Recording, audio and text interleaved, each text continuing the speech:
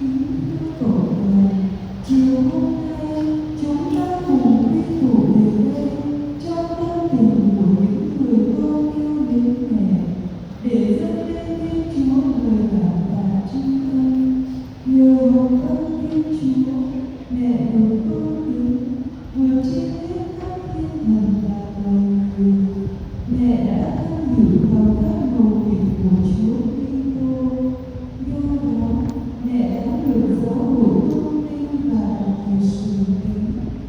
Trong những giây phút này, chúng con xin gói gọn tất cả tâm tình của những người con trong giáo xứ qua những hương trầm và những cánh hoa xinh. Xin mẹ thương nhận và chúc lành cho chúng con. Kính mời mọi người ngồi. Nén hương nghi thức của hai trong đôi tay chúng con, và cùng với chiều thần thánh, chúng con xin dâng lên Thiên Chúa ban ơn, tâm tình cảm tạ, chúc tụng vì muôn ơn lành Thiên Chúa luôn ban cho chúng con. Đặc biệt đã ban cho chúng con một người mẹ tuyệt vời. Mẹ chính là nguồn hy vọng, là sức đỡ đau cho cuộc đời chúng con. Xin mẹ hướng dẫn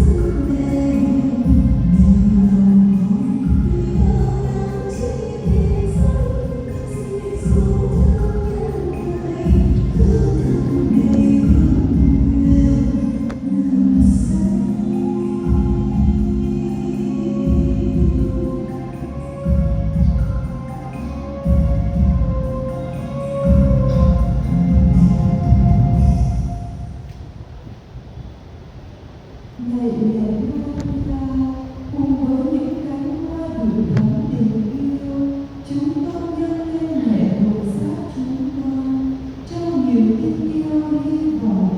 Chúng con được sống vui trong vòng tay yêu thương của mẹ.